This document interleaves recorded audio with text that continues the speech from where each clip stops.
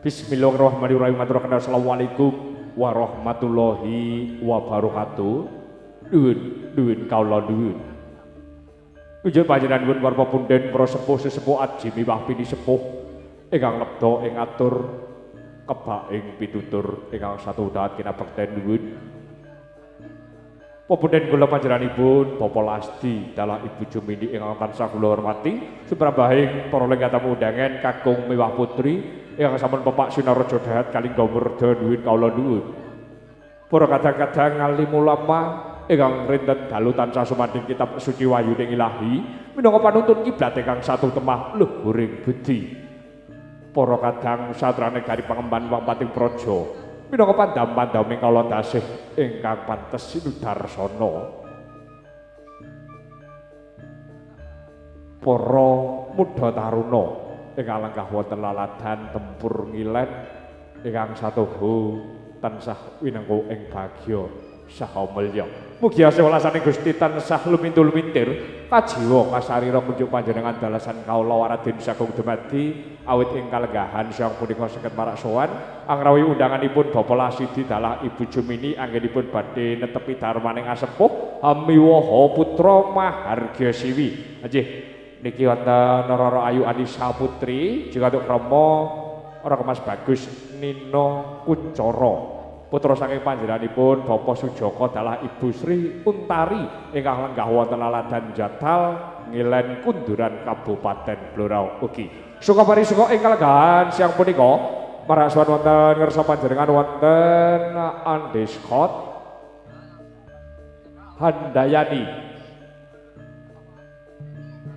Handayani nyampur sari pimpinan Mas Temo aja ing kalenggahan siang punika marak sowan wonten ngersa panjenengan ngabiyantara ngaturaken libur ngantos semangke paripuraning adicara sepisan malih ngaturaken agunge panuwun kunjuk panjenenganipun tamu undangan ingkang sampun derek angestrening amaneng puja Angestungkara awit dhawuhaken Mas Nisa Putri kaliyan Mas Bagus Nino Kuncoro mugi-mugi anggenipun badhe mangun brayat agung lelomban gegebyuran wonten madyaning bebrayat kang agung saged bangun wisma ingkang sakinah mawaddah warahmah amin amin Allahumma amin. Sesarengan kaliyan Satria Audio Handayani Kak Handayani ora nyeni al artis katur panjenengan semoga